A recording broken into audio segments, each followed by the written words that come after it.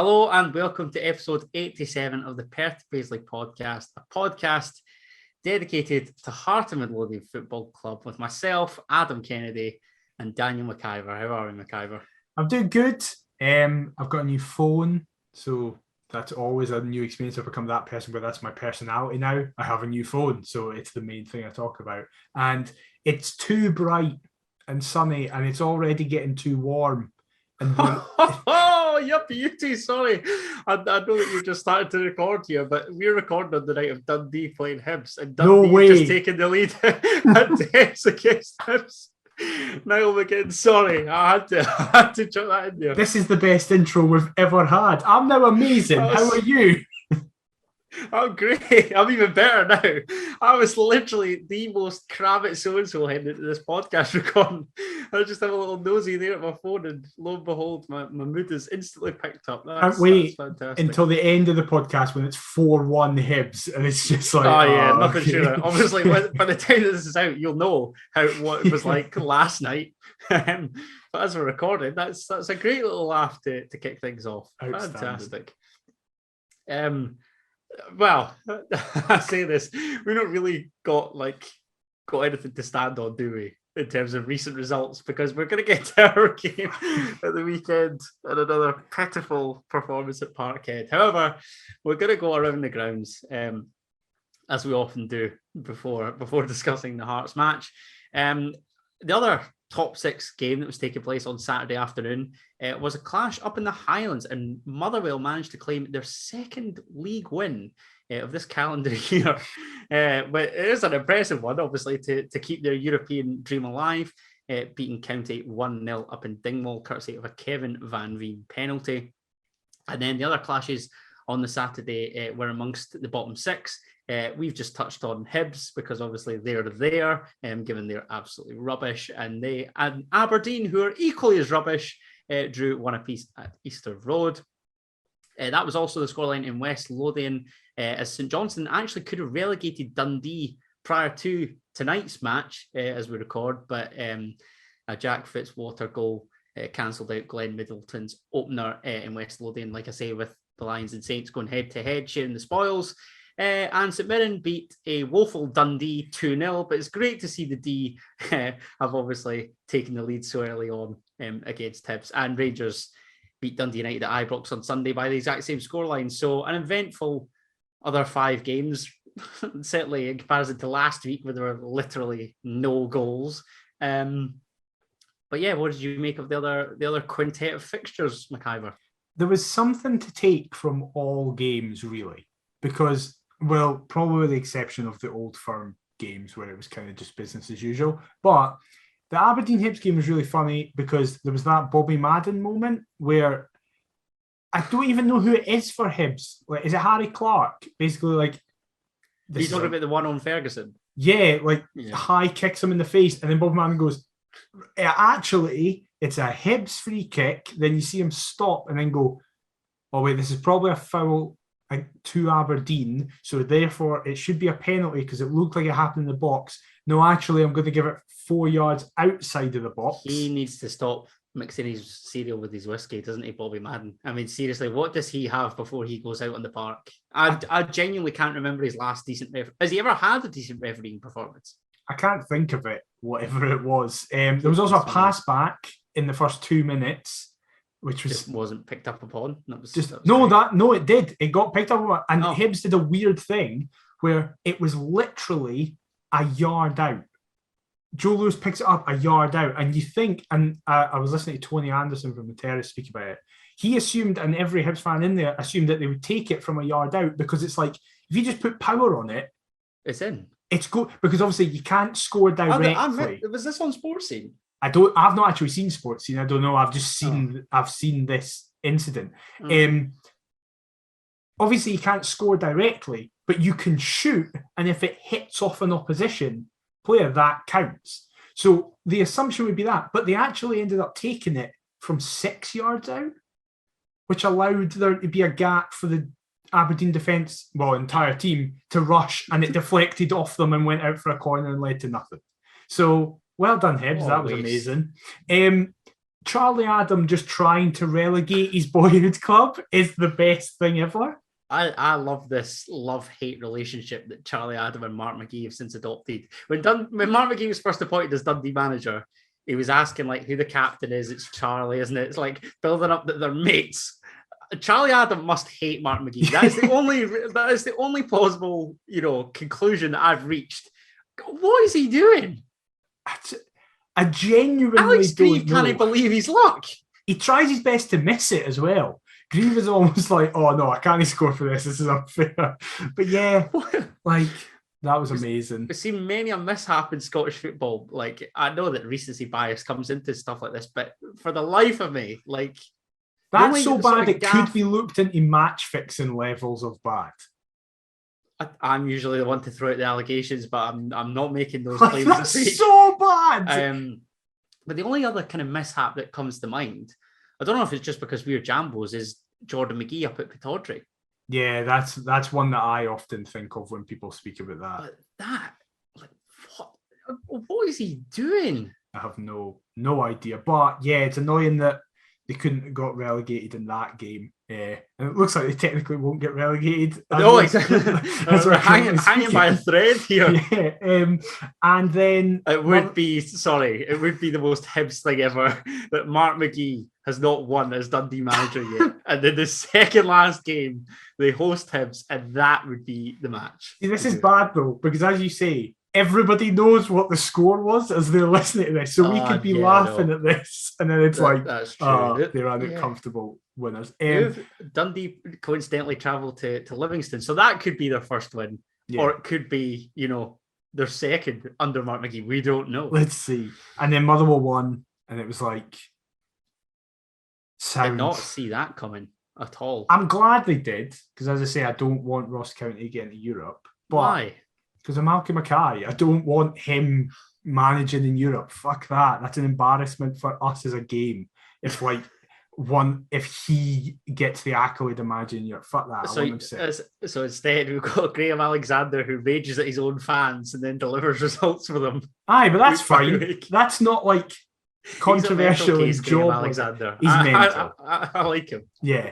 But yeah, so it was a weird weekend of like unexpected results, expected results, but mainly weird moments, and I was fine with it. And then Dunfermline got relegated as well, which is class. God, here we go. Yeah, why the Dunfermline hatred? I hate them, man. Why? So it's twofold. One, several years ago, I can't even remember who it was under. We went to play in Dunfermline, a pre-season friendly, and we got beat 3-1. And it was one of the worst footballing experiences of my life. Dario Zanata scored a penalty for us, which says everything you need to know about that game. And it has stayed with me forever. It was August, yet it was like -3 in East End Park. It was terrible. It was my one and only visit. But also, someone tweeted it today. East End Park, to be fair. I really like it. No, I hate everything about it. So a Dunfermline fan page today, actually, as we're recording, tweeted this, and I mentioned it at the weekend.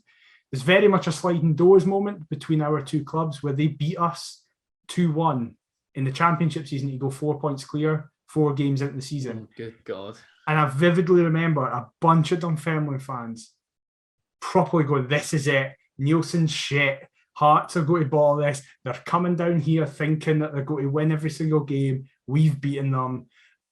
And then since then, they've played 58 league games and won 13 of them. And in that time, we've went from getting beat 2-1 of them, but then comfortably winning the championship, comfortably finishing third. Getting 13 from 58. Yeah, it's unbelievable. I mean, it's simultaneously unbelievable, but also believable when you see the fact that they've just been relegated. I suppose, I think they've won the very least amount of games in the championship, which sounds bizarre, obviously, given the relegate, but Queen of the South got automatically relegated. Yeah.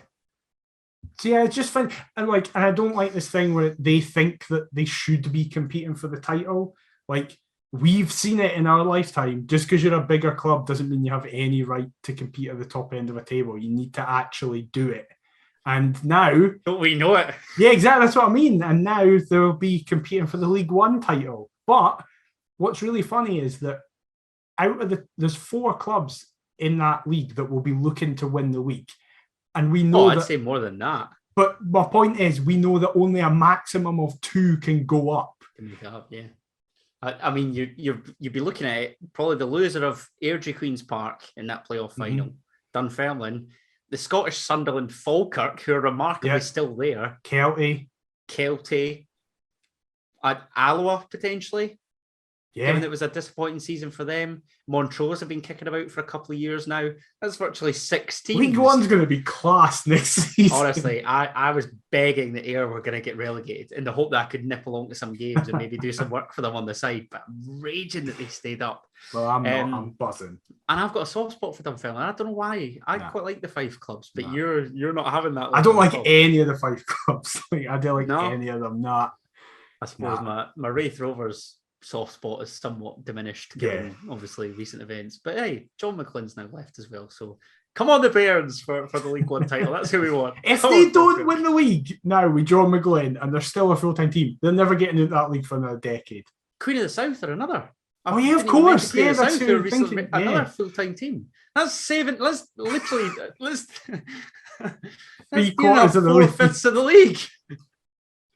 Honestly, Scottish football, man, you can't whack it. And County Beef's away. Get it up, you dolphin. No, we don't want Bonnie Rose promoted. I know that there's going to be a load of folk that, well, I say a load of folk. There might be the odd few folk here that listen and are Midlothian Jambos. I'm from Pennycook. I do not want Bonnie Rose promoted. I have no horse in that race in terms of Bonnyrigg. I think it was shit. I just want County Beef relegated. But it's quite nice when you see them sort of in the leagues and think that we once stuffed them 10-0. No, it's not. It's even funnier that they'll be in Gala's league. So I could be like, Gala, you beat them, then both my teams have beaten them, and it'll be class. Oh, man. But no matter. Look, really, we've tried to avoid it. Yeah. Do we have to talk about the weekend? I don't want to talk about the weekend. Nobody wants to listen to it. Yeah, but we have to. It's a public service. Yeah, great. You all know what happened last Saturday. I hate this fixture more than any other. I was trying to just forget everything, just be blissfully unaware that it was even on. Thought I'd try and distract myself for the championship final day down south. Just was to no avail. I ended up tuning in for the second half. I wish I hadn't bothered, because I am, of course, talking about Hearts travelling to Celtic Park to be humped by the soon-to-be champions by a 4-1 scoreline. It's just getting up there. I realised when doing my prep, I didn't bother to let anybody know about the changes that we made to the team, because why would you? Obviously, that's what I do every other week. So I had a mind blank and thought not to do it this week. So I managed to search up on here, and it was the Scottish Cup semi-final heroes that came back in to the fold, with Stephen Kingsley and Ellis Sims replacing Gary Mackay-Stephen and Ben Woodburn, both of whom dropped onto the bench, meaning that Hearts lined up as follows. It was Craig Gordon in goal, a back four, oh God, it's written out horribly, of Cochrane, Kingsley, Moore and Atkinson. Yep. It was Civic and Hanning sitting with Mackay and Ginnelly on the flanks and Boyce supporting Sims in attack. Also, John Suter and Michael Smith back on the bench for the famous. What did you make of the 11? I didn't see it. I literally just saw Hearts tweet it, retweeted it off the account, and just went off Twitter. What were your thoughts? And Cammy Devlin back on the bench as well. And Devlin back on the bench, but was he not back on the bench for the county game? Nope, he was taken off it. Oh. Yeah, and Dundee United, I think. Or was he on? No, he was on the bench at Dundee United and then he was taken off it at county. Then played that. I pay attention to Devlin news. That's my dot corner, yeah. I realise this is a battle that I want to pursue. That was my main takeaway though, the bench. I was like, I don't really care who plays because I don't care about this result. Just they get hurt. But the positive was that Suter, Smith, Devlin all came back onto the bench and we're just kind of getting people closer to fitness now. Literally today, Robbie Nielsen had a press conference ahead of the Motherwell game that will be played the night that this is getting recorded, and Halkett is back doing conditioning training. Thanks for stealing my thunder for later on. Really appreciate it. All right, doing it now. Just taking it off, yeah. Yeah, great. Thank you. That's a good minute or two shaved off of what I had. That's doesn't matter. But yeah, just we're actually getting people back, and we're not having to rely on like uncapped academy graduates. The Waynes, essentially. Yeah, basically. So yeah, I was like, cool. As everybody doesn't get hurt, we can get beat 10-0 for all I care. But then the start didn't go the way I don't think anybody predicted. Certainly didn't when I was getting the updates on live score. As we actually took the lead at Parkhead after just 4 minutes or 3 minutes, whatever the heck it was. Barry Mackay and Alex Cochrane are linking up. The left back throws it out to our midfield magician. He centres for Liam Boyce. Cochrane, after receiving back from Barry Mackay, but we all knew that. He centres for Liam Boyce, who flicks it on.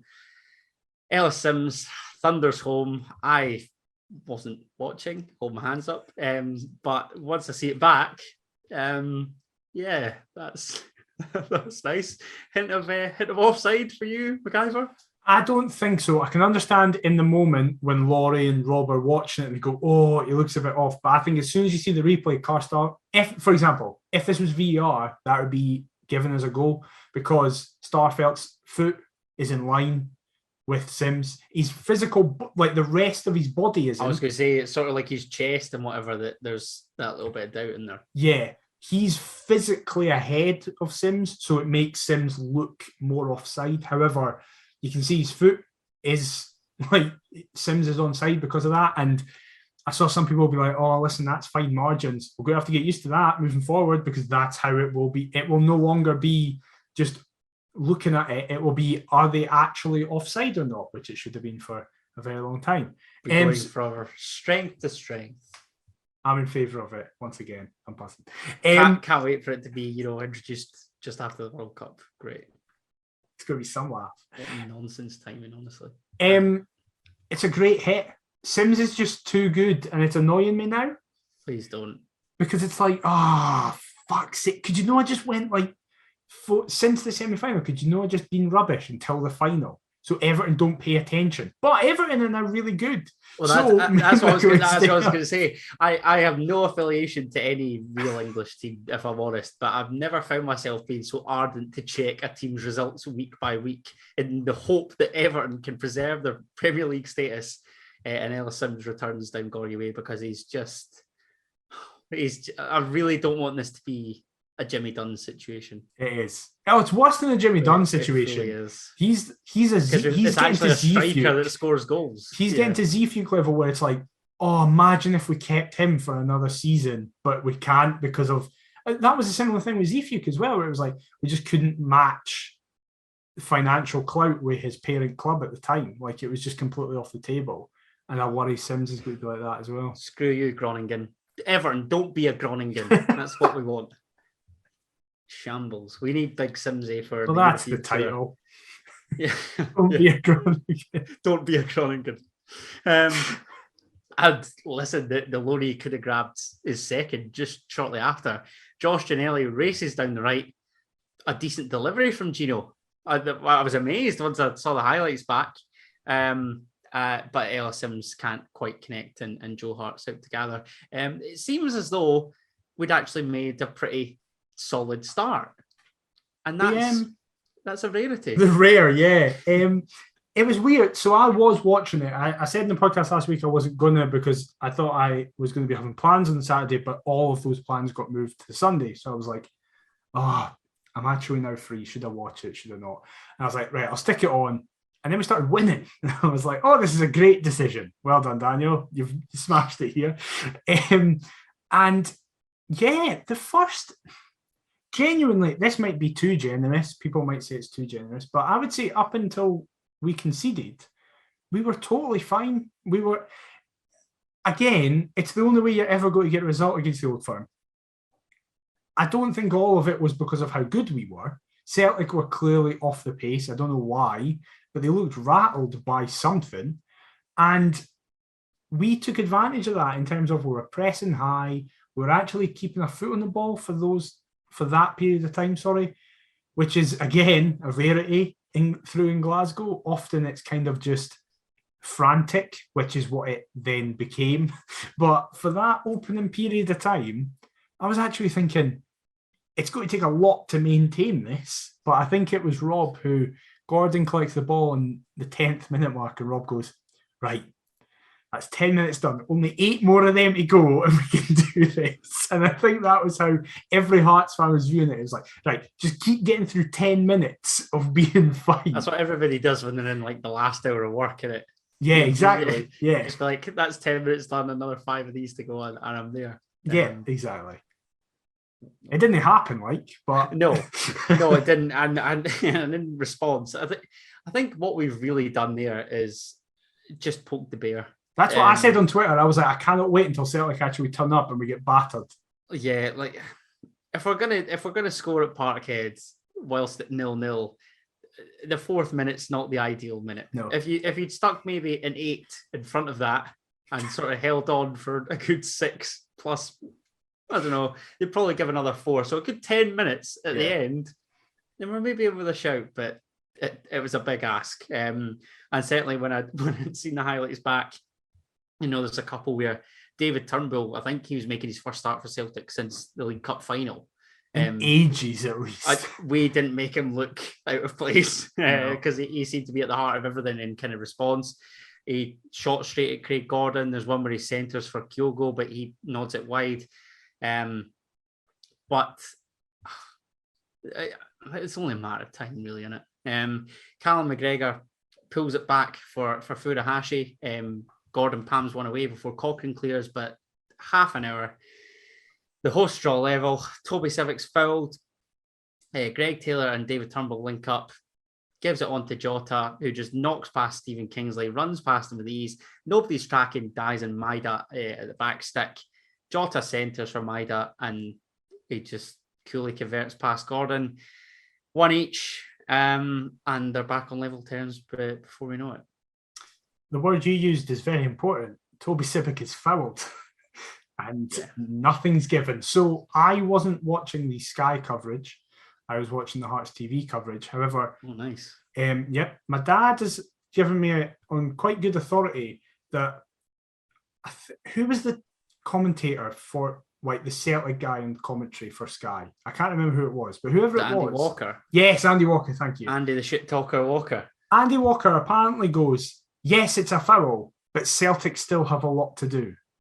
As if that is remotely relevant because of the first bit of his fucking sentence where it's like, well, yeah, Andy, it's a foul.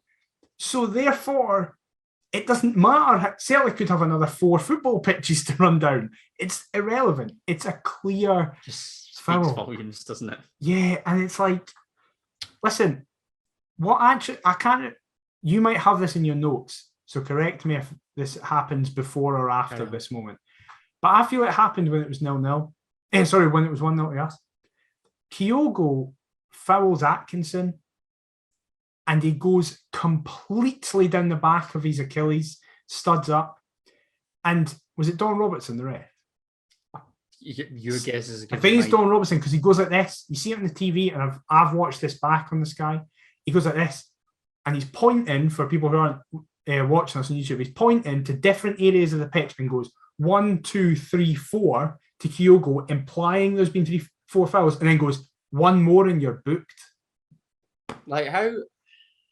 What is that? If they're not wearing a green and white hoop top, there's no danger they get to 4. Listen, I have no desire or want to speak about conspiracies. I think it's ridiculous. It's just not a thing. The refs are just shit. That's the thing. But what the refs are even worse when they allow the crowds to influence them. Yeah. The Civic foul and that one on Atkinson, they don't go the way it goes for Celtic if it's us. If a Celtic player is fouled in the way Civic is, they get the free kick. If Atkinson is fouled by Kyogo, if Kyogo is fouled by Atkinson in the way he's fouled, it's at least a booking, if not a red. But we're never going to get that. And I disagreed with the people who were blaming Civic for being that advanced because people were going, what's he meant to do? Exactly. But people were also going, can somebody tell Toby Civic he's a centre half? what is he doing up there? It's like, well, he wasn't playing centre half. He was playing. The gaffers chucked him in there for a reason. Yeah, he's playing centre mid, and he was like honestly, the box to box. Some folk just moan for the sake of moaning. Yeah, I felt it was harsh on Civic. Obviously, yes. As a result of him being that advanced, we're then out of position as a team. But had he drawn the foul and won a free kick, nobody would be moaning then. Especially in Stephen Kingsley range as well. It's right on the edge of the box. Exactly. It's unbelievable. Talking about Furuhashi, there's no doubt the talent, but my God, is he a wee arsehole. He really is. Like, the persistent fouling, just the diving, the play acting. Oh, we can see you've got a bit, but God almighty, man, can you just rein it in? It's actually embarrassing. Yeah. We need to start being bigger arseholes. Well, we've got Devlin, who is like, he does one. that alone. Yeah, I want a band. I want a full-blown collective. I want a gang of scumbags representing my football club to try and get points against this mob, because that, like, he winds me up. It's remarkable how much you forget that you hate coming up against particular opponents till you then play them again. Like, we're not going to come up against Hibs again. Great. Celtic done. Just got Rangers to go. Yeah. Thankfully, I didn't care. I know we were saying this before we started recording. I'm glad I didn't care about this game, because I don't care about games where we go to Glasgow, because I just don't expect anything. I'm delighted I only tuned in for 45 minutes. My ticker was on edge then, just screaming at Kyogo most of the time. Delighted to see him taken off. Honest to God. Why did he get subbed off? Pretty sure he did. Again, loose memory. I turned it off after the third. I'm just going to be really open with everybody. I had better things to do. A rage came over me. You know, everybody becomes accustomed to it by now. And my rage was obviously, well, it wasn't yet out because I only watched the second half. But once I'd seen that we were 2-1 down heading into half time, I thought, yeah, okay, we're still in the game. Listen, all it takes is that one chance. But obviously they go ahead through the man that I just mentioned, Kyogo Furuhashi. Matt O'Reilly crosses for Jota at the back stick, heads across for Kyogo to stab over the line. I don't know who gets the touch, because it appears as though Stephen Kingsley heads on to Kyogo Furuhashi, who knows nothing about it. He's just charging. Or stumbles into Craig Gordon or whatever, but his momentum carries him. I'm aware of that. I don't think there's any intention to play the ball because, like I say, he's a little rat. And yeah, before you know it, you see it over the line. It is a goal. There's no disputing that. I saw a band of Hearts fans say that it's a foul on Gordon. No chance. Look, no chance. I'm not having that, because again, it's Furuhashi's momentum. I'd love to come on here and slew him. I've done my very best to do so, but that's not a foul. And that's us clutching I also disagree that I disagree that he isn't trying to play the ball. I think he is. I think he's just doing that striker thing where it's like, I just need to rush this and get any form of touch on it. So just hit me basically as you're like, goal. Yeah, absolutely. I think that's his mindset. His mindset is, if I get in front of this and it makes any form of contact with me, it's going goalwards. And listen, I get it. It's like, we're at Parkhead, we took the lead, now we're suddenly 2-1 down. I totally understand that Hearts fans will look to ways to explain away. I just think it's a completely legitimate goal. There's not really much we can do. We could probably stop the cross, which seems to be a common complaint. They love a cross, can I just say? It works very well. Back. Oh, Jesus. Yeah. And it's annoying that we couldn't address that and kind of get out quicker to them. Cochrane should probably do better up against Jota in terms of winning the header, coming against it, but he's running backwards, whereas Jota's running onto it, so he has all the momentum again. And yeah, listen, still images there was that still image of Kyogo going into Gordon as he's swiping it. That, of course, makes it look, in my opinion, worse than it actually was. When you see the actual video, the ball has already crossed the line before Kyogo makes contact with Gordon. So, as I say, I understand why people will be quick to kind of be like, oh no, there's this as well. But I had no problem with that, in as much as I didn't want it to happen, but it was at least a legitimate goal. Yeah.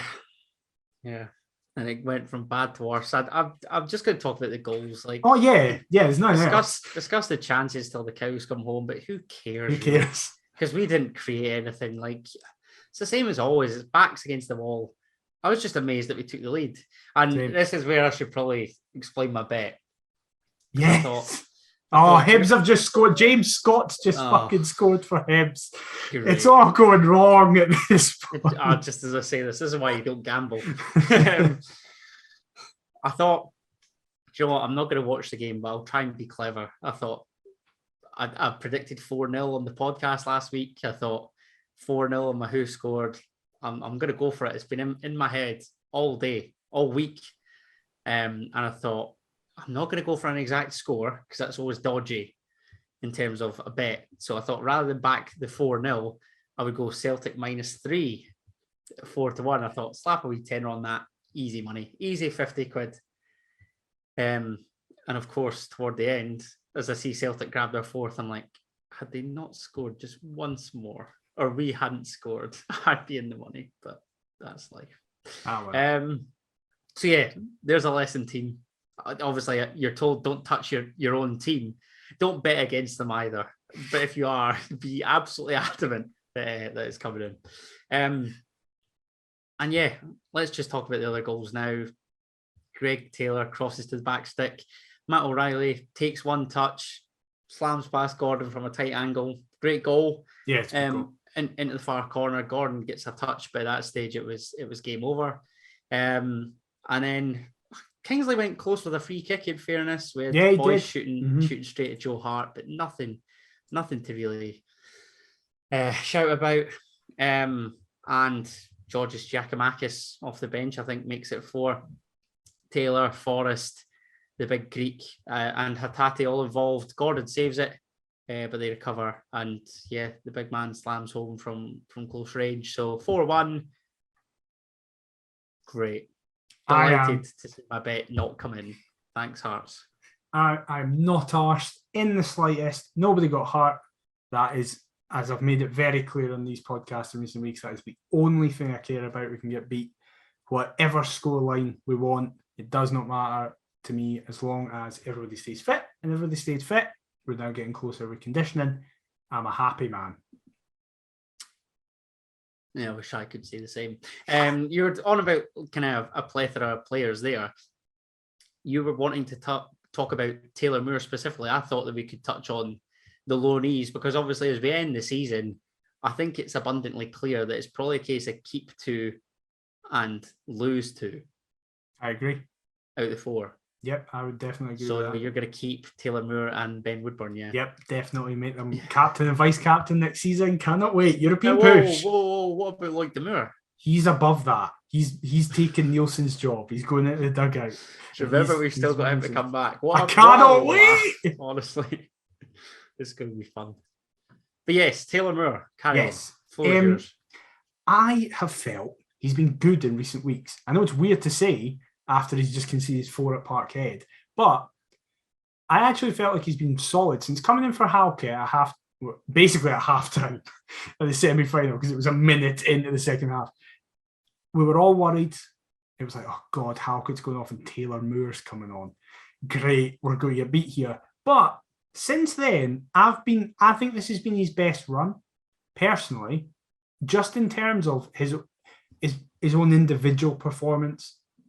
Yeah, he's been part of a team who just conceded 4, but that came after 9 games unbeaten, and he featured in the last few of them, and I don't think we looked any worse, which is a really big compliment to him. But I said today on Twitter, because he gave an interview at the Evening News where he basically said, I'm not coming back next season, but I really appreciate this season. It's been my best season as a player.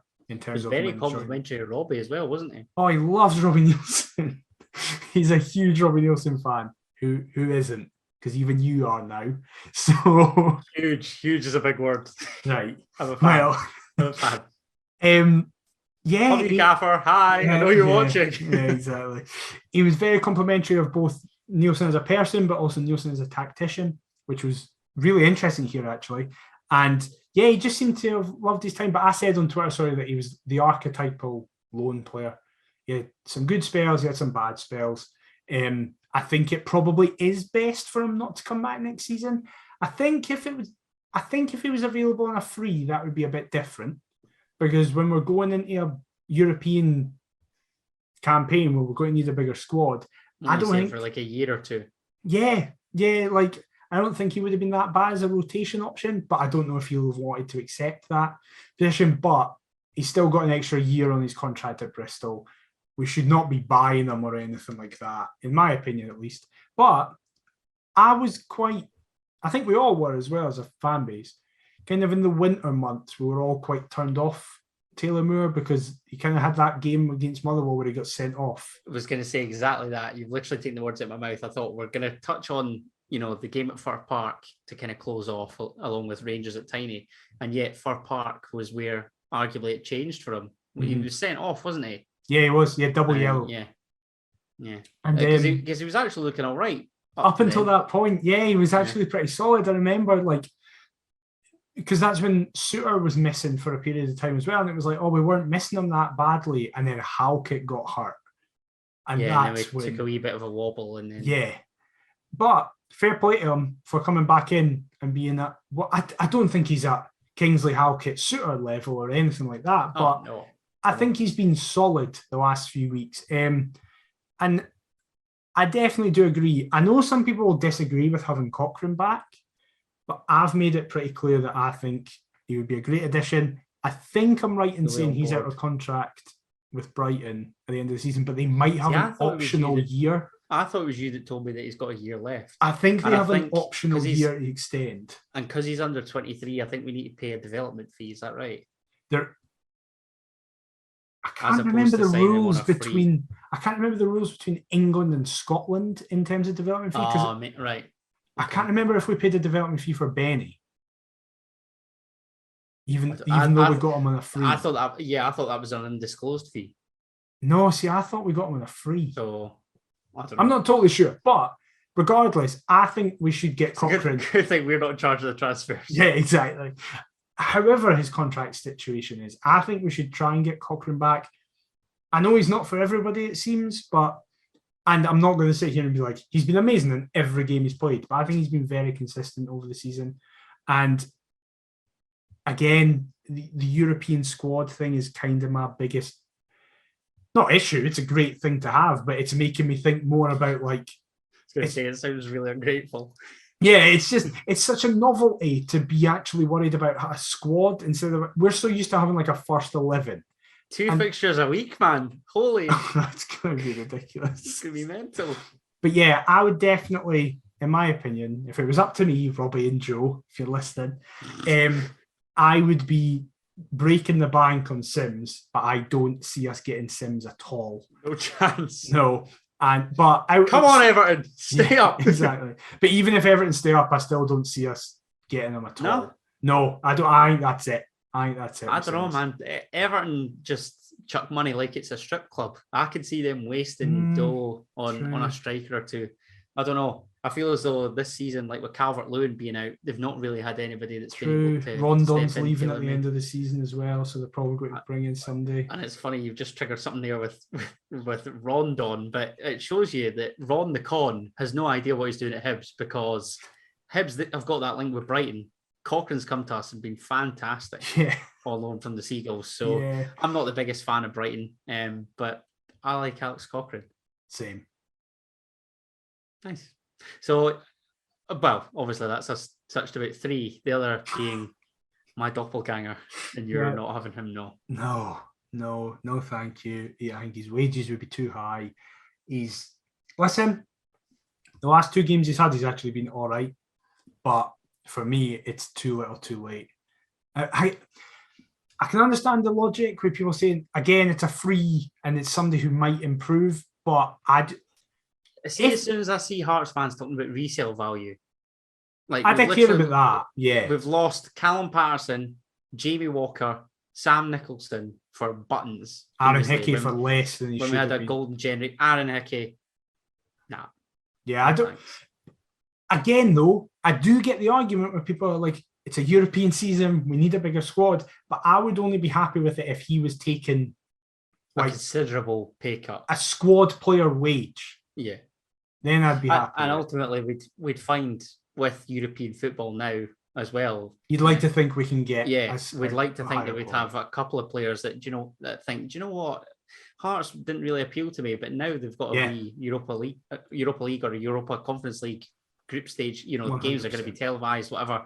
I can really chuck myself in the shop window here, even if I'm using Hearts as a stepping stone. So have no problem with folk using us as a stepping stone. I don't get people who have an issue with that. No, if they perform, definitely not. No worries with me at all.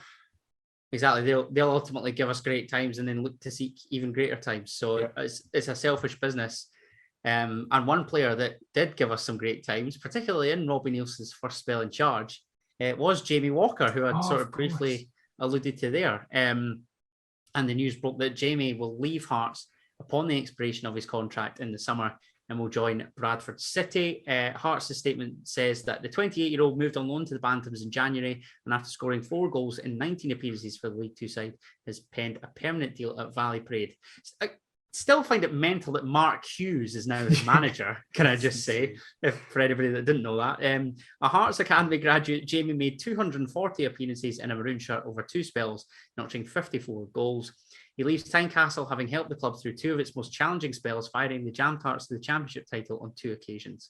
Speaking to the official Hearts website, Robbie Nielsen said, "I've worked with Jamie over a number of years and he's always been a great professional during his time at Hearts. He's made a big contribution to the club over 2 spells.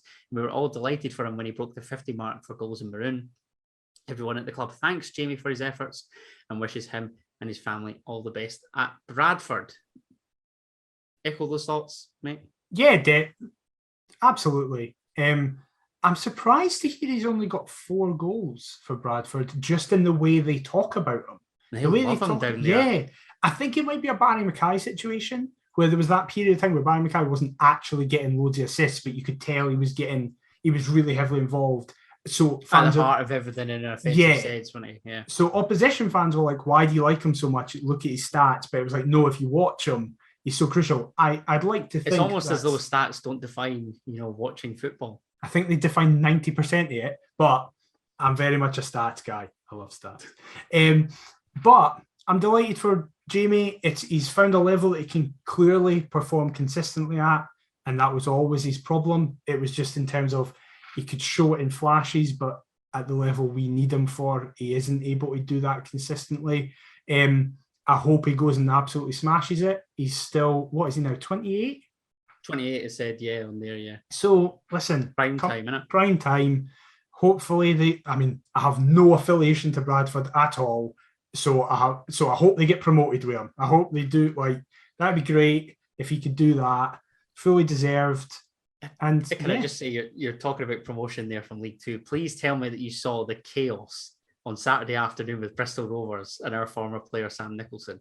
Well, not only our former player Sam Nicholson, someone who I would like to join the club next season. Oh, this is Elliot Anderson. It's Elliot Anderson! I wonder why that is. He's Scottish, he's at Newcastle. Yeah, brilliant. He got the 7th goal, so he's written into Bristol Rovers history forever now. That was remarkable, because I tuned in and I was looking at Jeff and he was reading the fact that they had to better Northampton's result by 5 goals. Yeah. And I saw Northampton race into a 2-3-0 lead, and I was like, there's absolutely no danger. And then I think they were about 2-0 up at half time, and then you just see another one. Ridiculous. I'll need to get Sam on the podcast, and he can talk us through that and playing under a former Newcastle favourite, Joey Barton. There you go, mate. Favourite's a word for it. Yeah, maybe. Hey, he was in that 4-4 draw with Arsenal, so I'll always have a soft spot for him in that. And he gave us all a laugh with his French accent once he'd moved to Marseille as well. True. So, and he was rubbish up here for Rangers, which is even funnier. He's a legend, mate. He's a hero. True. But take back everything you said. It was just insane. But I hope Walker does very well at Bradford. I hope that his relationship with the fans stays as strong. As we said, the reaction on Twitter was as if they'd signed Messi. Loads of Bradford fans really complimentary about Hearts. I like that. That's nice. Absolutely. Luton fans, take note. Whoever else we've got beef with down there. Burton, whoever else. Yeah, Burton was raging. I'm just thinking, like, in recent seasons, it's probably Luton Town, Burton Albion. There must be other English clubs that we've got. Morecambe got into an argument with the whole of Scottish football when Robinson left them. Yeah, man. This is great. We're just Nottingham Forest have been pissed off with the whole... Wait, is it Nottingham Forest? Who's Barry Mackay at? Yeah, he was at Forest. Yeah, there was a Forest fan who was Swansea, like raging. Swansea are raging. Yeah, they don't. He's not well loved by the Jack Army. Yeah. Now get up here. We're in Europe, so what are you doing? Yeah, suck on that, Swansea. Enjoy another season in the Championship. Bloody Welsh club playing in an English league. Not for me. Well, I don't have a problem with that. That's not the issue. Not for me. Weird club. But no matter. And another player that's moved on, Jamie Brandon will leave Hearts in the summer to join Livingston. The defender will move on from Tynecastle Park following the expiration of his contract and has agreed a permanent deal at the Tony Macaroni. 24-year-old Jamie joined the Jambos back in May 2016 as a youth player. A year later, 35 appearances in a maroon shirt, spent part of the season on loan at Greenock Morton under Dougie Imrie. I thought he was going to head back to Capello, if I'm honest, rather than another Premiership club. But the club thanks Jamie for his time in Gorgie and wishes him the best of luck at Livy. Have you heard about how this deal came about? Please don't tell me it's like it's got to be something dodgy with like Davy Martindale and Dougie Imrie, and like because Imrie obviously worked under Martindale as a coach at Livy, right? Dougie Imrie got it sorted. Why? This is just according to Twitter. Evan McFarlane is the only Morton fan I know of, and he was speaking about it on Twitter earlier today. It was like the reports are suggesting that Dougie Imrie got. It's like Dougie, sign him for your club, mate, where he's clearly done quite well. Just Davy Martindale like planting agents at other clubs. Marvin Bartley's going to get a gig, isn't he? He's going to get the Wraith Rovers job, and that'll be him. Just chuck him in there. But yeah, I'm buzzing for him that he's got a 3-year deal at a Premiership side. That's class. Like I was the same as you. I thought he'd go to Morton because the way Morton fans are speaking about him is that he's actually done quite well for them. Yeah, exactly. Listen, the biggest stumbling block for him was always his fitness, and it's the bad luck he had is like John Suter levels of bad luck injuries. It seemed to be every time he was starting to get into the team, his leg would just fall off. Like, I couldn't believe it. Also, two of my notable memories of him is that he received 2 red cards in his Hearts career. The one against Celtic for the elbow. Oh, man. The one against Celtic for the elbow was bad, but I remember the other one. I can't remember who it was against, but I remember it because it was a double yellow, but both the yellows could have been straight reds on their own. And it's like, Jamie, mate, what are you doing? You've got this chance. But listen, we had different reactions to it on Twitter, let's be honest. Not for me. Not for me. See you later. I wish him. Thanks. I wish him all the best. I wish him all the best. But it's not of an adequate standard. I was talking about the Wraith Rovers job just there. Can't believe that we've not mentioned the fact that Scott Brown has also thrown his hat into the ring, given that he's now retired and his last professional match was a 2-0 loss at Tynecastle. So that is fantastic. It makes me so happy that's a stat. Screw you, Scott. Get it up you. It's amazing that is a statistic that will live on in Scottish football. That's class. Just like ended their unbeaten run and now he's retired as an Aberdeen player having lost 2-0 away to Hearts. I know it pales in comparison to what he did in his career. We need all the wee victories that we can get, all right? Don't care. And look, we'll be hoping for a wee victory or two in the upcoming matches that we play. 2 league games left.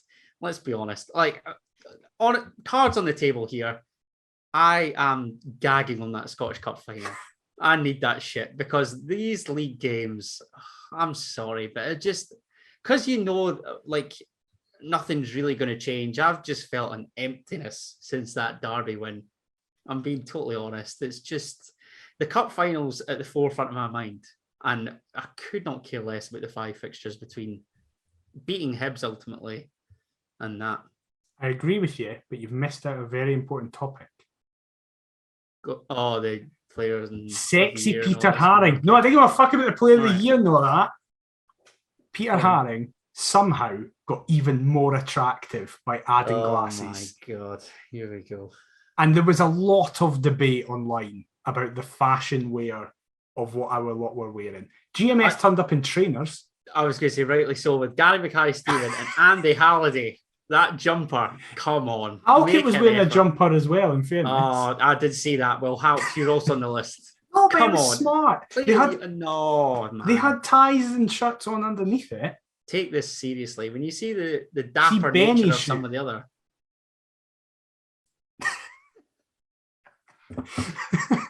If you're just listening, Adam's having a very physical breakdown because I'm assuming it's because for the first time he saw Benny on crutches. And it's heartbreaking. It broke him as a person. I actually feel like greeting. I've needed something to kick me into gear to have a wee cry. I've got to be honest. That could be it. And he had a class suit as well. It was like a checkered thing. He was looking banging. Oh, what a guy. My Congolese king.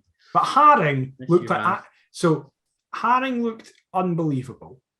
I know that apparently Andy Halliday was saying he looked like Ruth Davidson on the night, which I think is very harsh. That's incredibly harsh to the big man. That is up there as a worst doppelganger shout with me and Ben Woodford. But a lot of people on Twitter were like, he looks like Clark Kent. He specifically looks like Brandon Routh era Clark Kent, and now I can't get it out of my head, and it's almost freaking me out how similar he looks to Brandon Routh. And I don't know what to do with this information because he's going to leave. And now he's got even more... he's getting more attractive the closer he is to leaving. And see, now that they've announced the new Doctor Who as well, you'd have thought that we'd have had some justification from leaving Hearts if he was to become... Well, this is it. He looked like Matt Smith's era, which is my favourite Doctor as well. It's like he knows. He's like, I'm just going to make Daniel... He's just shutting doors everywhere. Yeah, exactly. Please stay, Pete. For the love of God, please stay. Even just because you look good in a suit and glasses. I'll take it even if that's it. Even if it's not a playing contract, it's a modelling contract. As long as you're contracted to Heart and Midlothian. Model the kits, turn up at 40-year-old and we've flown him over from his native. I'm fully on board with this. That's fine with me. But yeah, I just wanted to mention that. Of course, and literally we'll dance over the player of the year because I forgot entirely about it. So fans player, Craig Gordon. Players player, Craig Gordon. Academy player was James Wilson. Goal of the season, Stephen Kingsley against Hibs. I mean, duh, obviously. The rising star at Hearts Women was Lisa Rogers. Mm-hmm. And Georgia Hunter won the Women's Player of the Year. So Georgia Hunter's been fantastic for Hearts Women. I almost thought Charlotte Parker-Smith was going to win it because she just seems to be our woman of the match in every game and goals. But kept busy, isn't she? Yeah, she's been hurt in the last few weeks. But Georgia, a fully worthy winner. Kingsley's goal, obviously the worthy winner for that. Best goal we've seen Hearts score. Yeah, ever. And Craig Gordon, I think it was Hearts though, was like Hearts players, Hearts fans, both fancying Craig Gordon because that's basically it. He looked class in his suit as well. When does he not? That's true. What a man. My missus has now got a thing for Craig Gordon, and I'm like, who doesn't? Who doesn't? Have I got? Yeah, exactly. He also won Writers' Player of the Year as well. First ever third-time recipient. Yeah. Rightly deserved. I saw a load of Celtic fans crying it wasn't Callum McGregor, so that's always pleasing. Yeah. But yeah, as I was going to touch on. Anyway, pointless games. Yeah, 2 league games left. A terrible ending, but we're going with that anyway. Motherwell, Fir Park. Oh, no, wait! We forgot another thing that is actually an important thing. That's an important thing. Cup final tickets. What, an extra 600? No. We were obviously sorted. Well, yeah, this is the thing. Does that come out of Rangers allocation? Where's that extra 600 come from? I don't know. There's obviously a ton of sponsors that have just realised that there's something else going on. Yeah, just a ton of sponsors that have probably booked the week in Seville and just think that, we can sack the Scottish off. Who cares? No, so I wanted to raise this. So we got an email through from Ian Galston, who has been a very loyal listener to us for a very, very long time. Thank you. And appreciate that. He raised a point that He has asked us to speak about this. So absolutely, thank you very much, Ian, as Adam just said. Really appreciate it. So I won't go into everything because some of it's personal about his own personal life, but he's like, nice. He's been a season ticket holder for a very long time. He's in the 500 Club board, and he's been through the 1956 club membership, well on the way to the 1998 club membership. However, he lives in Newcastle, and he has 2 wee boys, so he can't get a season ticket, justifiably. He's in Newcastle. That's impossible. So he was like, we usually get to around half a dozen games in a season, but he was at Hampden for the semi-final. So when it was announced... If he was missing that, let's be honest. Of course. When it was announced that the season ticket, the cup final ticket sales, were going on sale, 2 in the second band, everybody who was at the semi-final, he, and it has appeared many others, justifiably went, oh, right, we're going to be fine with the ticket. And he's made the point, and a lot of people made the point on both Kickback, on Twitter, on Facebook, everything, that the way it was done was weird, to put it lightly, and quite unfair for a lot of people. So obviously the initial run was for all season ticket holders, and for those with 120 plus loyalty points, you could get 1 ticket per account. Now that's when we got our tickets, personally, as we are season ticket holders. The next phase then was the exact same, but it added in people who were at the semi-final. But what that meant is that season ticket holders could then buy an additional ticket per account, which meant season ticket holders got 2 separate opportunities to buy tickets almost before people who were at the semi-final could even get into the queue to start doing it. Now, obviously, trying to sort out a ticket sale for a National Cup final is going to be incredibly hard. Not doubting that. And as Ian says, whilst I understand that season ticket holders are a vital part of the club, as a loyal supporter, I feel bitterly let down. And I think that's fully justified. There's been some attitude where it's like, well, if you wanted your ticket, you would have got it because you would have been a season ticket holder. But it's like, as Ian rightly makes the point, some people can't be season ticket holders, whether it's location, such as Ian, or just financially, or work commitments. You might work on a Saturday. If I get over there, Jesus, imagine I end up living over there. Well, I've just got to rant about them on this every week. Yeah, exactly. So this is the thing. What a thought. I really sympathise with people who were at the semi-final and couldn't get tickets. Like, the way it should have been done, in my opinion, is that it should have been open to everybody. Either have season ticket holders, the way it was done, then everyone open the cup final, who were at the semi-final, but season ticket holders then can't get another ticket on top of what they have. Then if there's still spares, then season ticket holders can go, right, now there's another thing where it's like, oh, we've still got 2,000. Well, every season ticket holder's got their ticket, but an extra 2,000 can, if you get in early, could do it, or some other way. I do think it should have been handled a wee bit better, and I sympathise with people like Ian. Thank you very much for your email again. We really do appreciate you writing in, because of course you feel passionate. He now can't go. He was saying it's the first time he's missed a Scottish Cup final in his life, and it wasn't his fault. Like, he did everything right. If that's how if you look at the letter of how it was going to be getting tickets, just been mugged off by the club. Supposedly. Yes, so we definitely do sympathise with everyone who was in that situation, and hopefully we can just get the win. So it's like, well, we still won, so you get to celebrate the fact that we've won a cup. Or the consolation that if we get beat, I mean, we'll have had a great day out, but it's not cost you anything. So... Yeah, exactly. You can laugh at Oyas, you have to travel through and stuff like that. Yeah. It's a win-win. It's a win. Speaking of win-win, are we we can finally get to these games. Yeah, are we going to win these last 2 games? Motherwell at Perth Park and Rangers at Tiny on Saturday. I was about to say Sunday there, but it's weird. I always thought they did the bottom 6 on the Saturday and the top 6 on the Sunday. Yeah. I thought that as well. But hey, no idea. Never criticise the SPFL on here, so that's just the way of it. As long as no one gets hurt, I don't care. Oh, here we go. This is what I mean. I need this cup final, man. Like, what? We're going to turn up next week and for what? Like, to preview it. But I don't care about the 2 games before.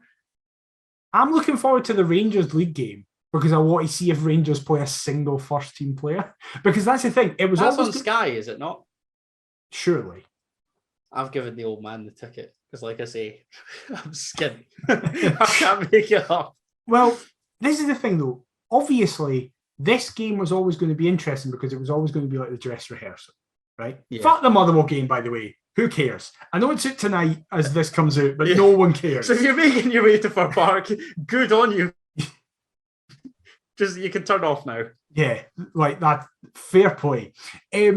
But the Rangers game was always going to be interesting because much like the 2019 Cup final, we played Celtic last game of the season at Parkhead, and it was like, that's when Aaron Hickey made his debut, Connor Smith, and stuff like that. Because so he did. Yeah, so it's like, and Celtic played a bunch of youth players as well, because it was like, no one wants to get hurt. And all that. Yeah, yes, right. Absolutely. That was always probably going to be the case for this game. But now there's the added aspect of, oh wait, Rangers have a European final 4 days after. So never mind them not wanting to have anybody hurt for the Scottish Cup final. They don't want anybody hurt for the Europa League final. So I think they might play their under 13s. I feel as though we're going to have to wait till the Europa's done and then record. Could we record the Thursday and come on, release it the Friday? Yeah, that's what we'll do. There'll be a delay. Admin, because then we've got, obviously, then we'll have seen how they've got on. And that's a good shout. I might get torn to shreds for this, but I think it's a win-win for us either way. Because they're either going to win and be on the lash or get beat and be depressed like we were in 86 and it lingers on. My dad made a good point. There is a way that it doesn't benefit us if they get battered in 90 minutes. Because I don't think they'll get battered in 90 minutes. Near do I. But he made the point of, see if it's 3-0 Frankfurt by half-time, there will be a part of them where they go, right, this is done. Like, there is a part of us where it's like, we're not going to come back and do this. Full focus on the Scottish Cup. It wouldn't be an Istanbul moment? No, it wouldn't be. I would be very surprised.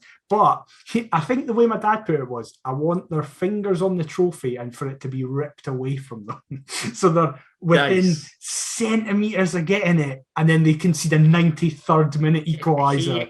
He and the entire East End of Glasgow are just begging that it's that outcome. And he was like, so then they're absolutely broken mentally.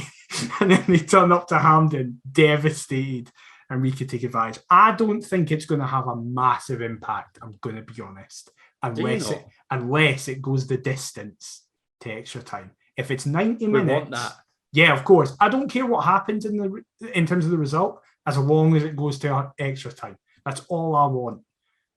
Like a tight, tense 0-0 after 90 minutes. Yeah, that's fine with me. Oh, yeah. I've just realised if we record the Thursday, that'll be 10 years to the very day since you-know-what at you-know-where. Brilliant, because I'll be up the road. That's literally my moving up day. So that's, I'd see on-air admin. Yep, loving it. I don't have many good ideas, team, but when I do, they're not too bad. Thankfully, they all happen on the show, so people can actually believe that they happen. Yes, exactly. Come on, who's the proof? But yeah, I don't know what's going to happen with this game at the weekend.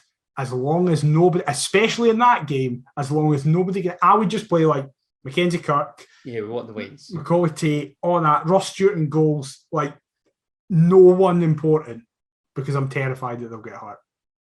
So what are we saying? Do you know what's shit about the split as well? Like, these games, I know we wrapped up third ages ago, but we want a little bit of momentum, no? A little sort of pick me up before the final. In fairness, though, getting that from either of these two? In fairness, in 2012 when we won it, the week before we got beat 5-0 at Parkhead. True, but let's be honest, that was a dog shit Hibs team that made the final. True, but we were still really beat what's in front of you. Yeah, exactly. Yeah. Like, we still did it. We also had a stronghold over them as well. Yeah, true. That was great. What a time that was. I know what you mean about momentum, and that's clearly what Nielsen's thinking, because he's just been playing the full set. He's wanting to keep everybody's spirits high, isn't he? Yeah. The last thing he wants is crushed confidence heading into this. So yeah, and that's fair. Just As long as nobody gets hurt, I'm happy, Robbie.